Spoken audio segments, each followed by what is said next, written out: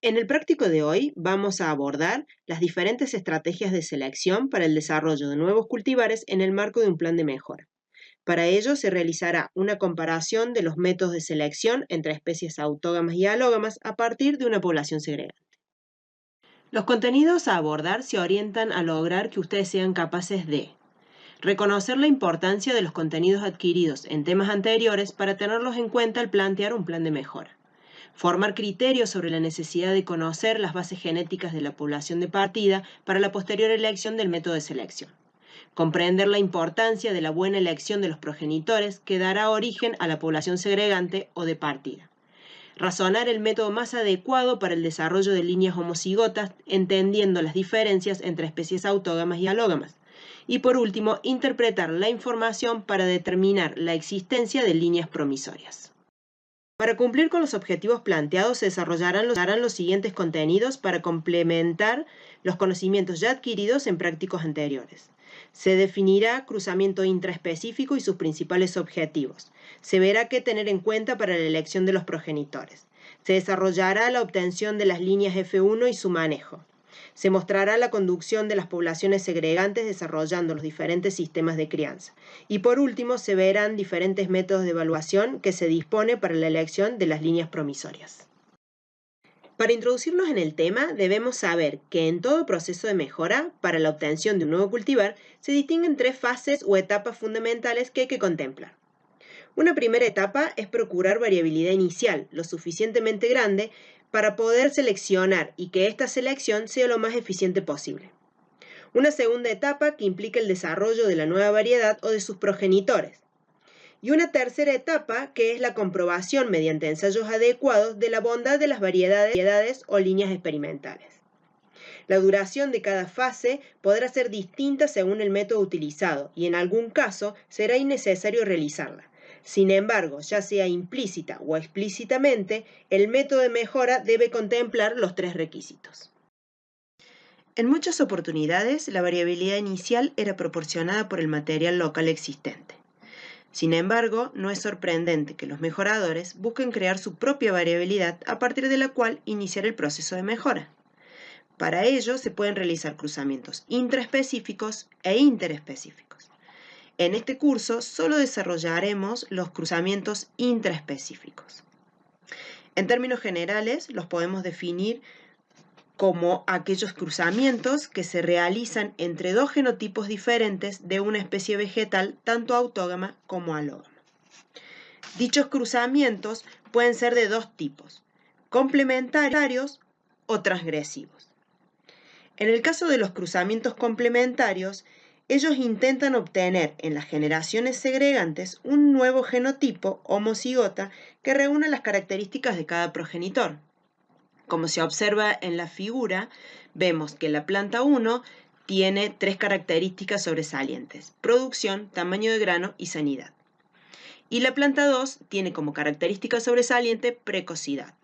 Entonces, lo que se busca con este tipo de cruzamientos es obtener en la población F2 segregante un individuo que tenga las cuatro características sobresalientes, tanto del padre 1 como las del padre 2.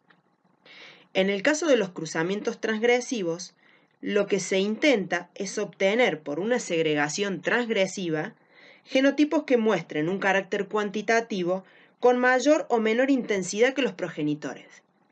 En este caso, vemos que la planta 1 tiene como característica sobresaliente tamaño de grano y sanidad.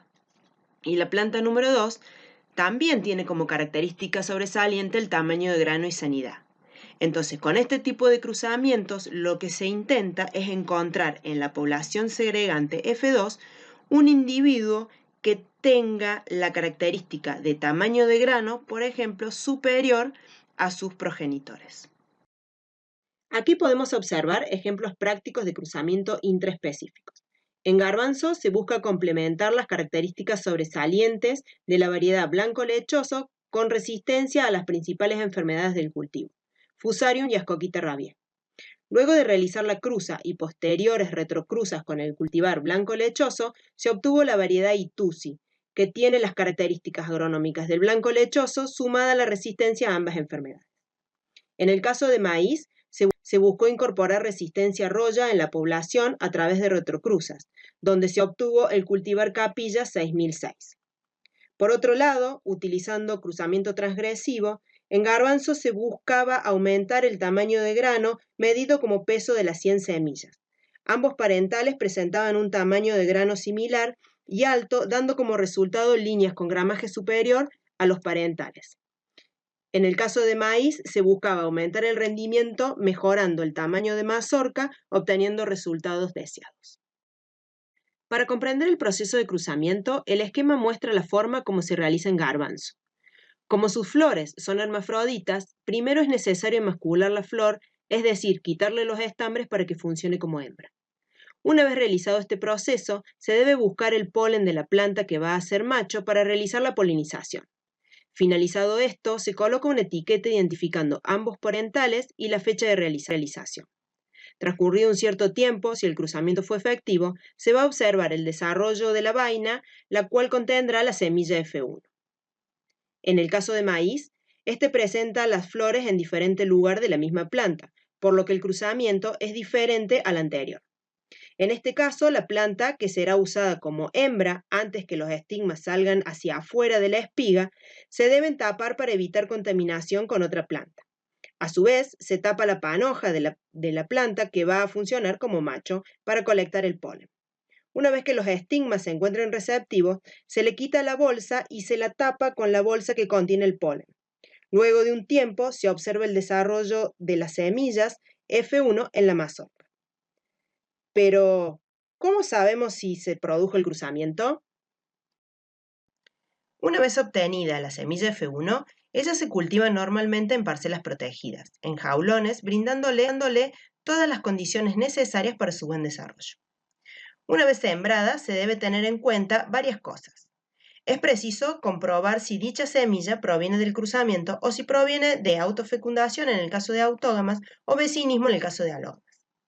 Para ello conviene sembrar la línea progenitora al lado de las F1, observando si el carácter dominante del padre se encuentra en el hijo en el caso de usar marcadores morfológicos. En el caso de que la comprobación de la naturaleza híbrida se realice a través del uso de marcadores moleculares, se deberá extraer muestra de cada una de las plantas y realizar un análisis de ADN. Otra de las cosas a tener en cuenta es que toda la semilla producida por cada planta F1 formará la F2 del cruzamiento. Se recogen todas las semillas juntas y dicha semilla continuará la población recombinante o RIP. Como se puede observar en la segunda figura, las plantas, el desarrollo de las plantas es mucho mayor debido a que se le dio todas las condiciones de espacio suficiente como para que en esta planta desarrollada se obtenga el mayor número de semillas posibles para que el número inicial de una población F2 no sea menos de 150 a 200 en el caso específico de garbanzo. Una vez obtenida la población heterogénea heterocigota o F2, es necesario conducir esta población segregante nuevamente a la homocigosis. Para ello se aplican diferentes metodologías de conducción o lo que hemos llamado sistemas de crianza. En esta oportunidad vamos a describir o analizar las consecuencias de los métodos de mejora aplicables a las especies autógamas y alógamas, haciendo especial referencia a los métodos ya experimentados que se usan normalmente para la obtención de nuevas variedades vegetales. El manejo que se haga después de la segregación que resulta del cruzamiento es característico de cada método. Estas nuevas variedades, obtenidas tras el proceso de mejora, constituyen el material parental que pueden ser legalmente inscriptos y comercializados después de la inscripción.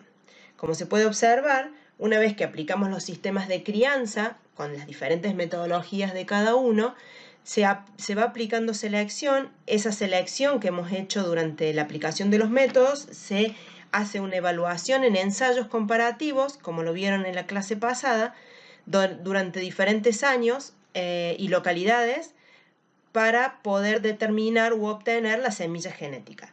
Todo este proceso se da en la etapa de criadero, o sea, durante lo que hace el mejorador. Una vez obtenida esa semilla genética, quien se encarga de la multiplicación del cultivar y hacérsela llegar al productor es lo que denominamos el semillero. Esta última etapa es la que van a ver en la clase siguiente. Antes de comenzar con el desarrollo de los métodos de mejora, es importante conocer las particularidades de las especies con las que venimos trabajando. En el caso de las autógamas, se reproducen por autofecundación o fertilización a flor cerrada, no hay pérdida de vigor por consanguinidad, los individuos se encuentran en estado homocigota, las frecuencias génicas se conservan a través de las generaciones, las frecuencias genotípicas tienden hacia las frecuencias génicas, los individuos fuera de tipo pueden ocurrir por mutación o por mezcla accidental con otros genotipos, y la descendencia de un individuo a lo largo de varias generaciones es una línea pura. En el caso de las especies alógamas, se reproducen por fecundación cruzada, es decir, necesitan polen de otra planta, presentan mecanismos naturales para control de la polinización, como la autoincompatibilidad, machoesterilidad, estructura floral, etc. Hay pérdida de vigor por consanguinidad, lo cual es sumamente importante tener en cuenta. Hay segregación y recombinación natural o artificial, también pueden sufrir mutaciones, al igual que las autógamas, y la descendencia es un conjunto de individuos heterocigotas.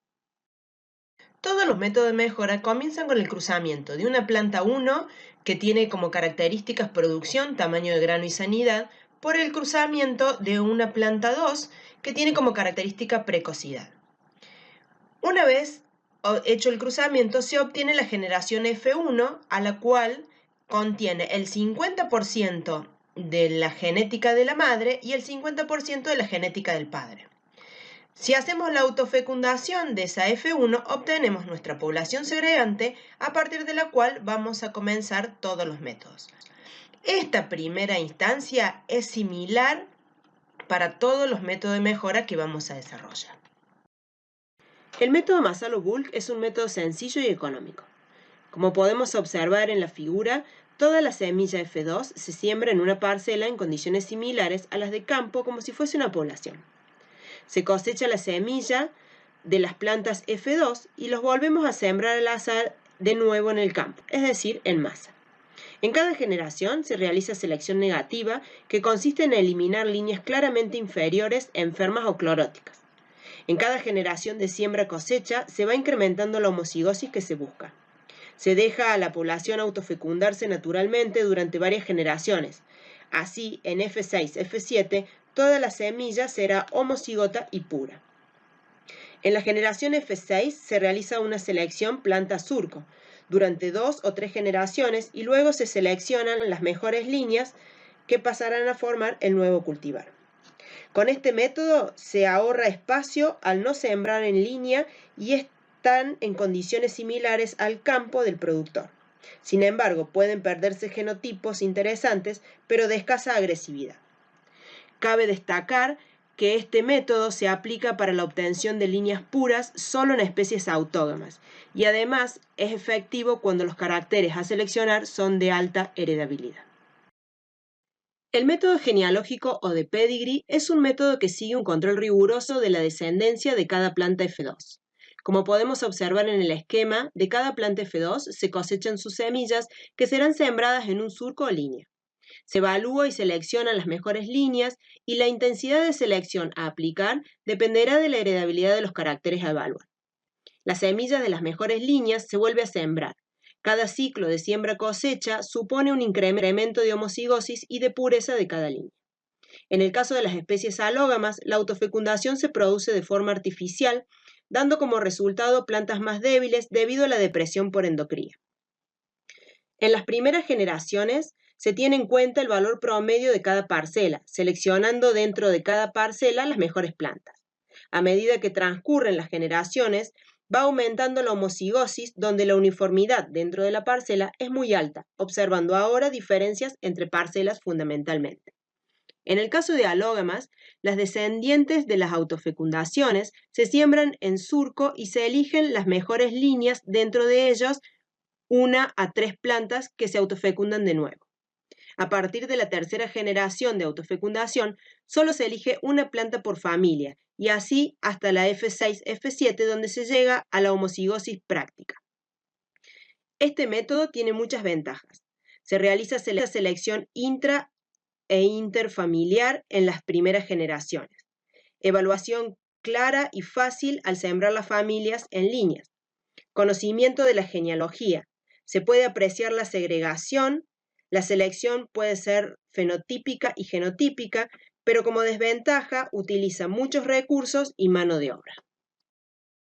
El método de descendencia de semilla única tiene como estrategia obtener un gran número de líneas puras a partir de F2 sin mediar selección artificial, lo más rápidamente posible. Una vez obtenido un gran número de líneas, se inicia el proceso de selección entre ellas. La semilla F2 se siembra separada y de cada planta autofecundada se toma una única semilla que dará lugar a una planta en la generación F3. Y así sucesivamente hasta la generación F6, F7, donde los individuos han alcanzado la homocigosis. A partir de allí se realizan los diferentes ensayos de evaluación, al igual que en los otros métodos anteriores, hasta quedarnos con la línea a inscribir. Por otro lado, este método permite reducir el periodo para la obtención de líneas puras al realizar 2 ciclos por año en invernadero o hacerlo en contraestación, aunque los ensayos finales deberán realizarse en condiciones de campo en el lugar donde se va a desarrollar la variedad. Como ventajas, no se hace selección hasta homocigosis, se adapta a invernadero, lo que permite avanzar 2 ciclos por año, permite conservar la variabilidad presente en la F2, se puede trabajar con mucho material y como desventaja, por una mala emergencia o supervivencia de las plantas, se pueden eliminar progenies completas. Una vez obtenidas las líneas homocigotas, se procede a la evaluación de las líneas promisorias para la inscripción del nuevo cultivar. En el caso de autógamas, el potencial de las líneas se evalúa en su comportamiento. En el caso de alógamas, se deben realizar evaluaciones de la aptitud combinatoria general o específica, donde la aptitud combinatoria general brinda información de la acción génica aditiva y la aptitud combinatoria específica brinda información de la acción génica de dominancia. En este caso, el potencial de las líneas se ve en la cruza. Ya definidas las líneas e híbridos experimentales, en el caso de autógamas y alógamas respectivamente, será preciso comprobar la potencialidad de los mismos a través de la comprobación de los resultados. Para ello, se deben realizar ensayos comparativos de rendimiento, incluyendo testigos comerciales de mayor rendimiento o difusión en la región donde se pretende liberar la nueva variedad. Se efectúan sembrando las líneas o híbridos en pequeñas parcelas de igual tamaño para luego analizar los resultados mediante métodos estadísticos. Como normas generales, los ensayos deben realizarse bajo las condiciones ambientales donde se va a producir.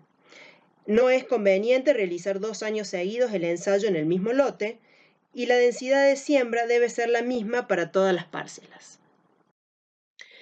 En resumen, la forma más importante de crear variabilidad aprovechable en poblaciones autógamas y o alógamas es mediante cruzamientos ya sean intra o interespecíficos. Los métodos de mejora desarrollados en esta clase permiten obtener líneas puras en el caso de autógamas y líneas endocriadas en el caso de alógamas, mejoradas cuando la población de partida se ha creado artificialmente a través de cruzamiento entre 2 o más progenitores. La correcta elección de los parentales que han de cruzarse es un punto clave para la efectividad de cualquiera de los métodos. Es importante poder disponer de algún procedimiento que nos permita evaluar precozmente la bondad potencial de un cruzamiento. Aquí tienen disponible la bibliografía para poder ampliar el tema, además de los horarios de consulta y las respectivas comisiones.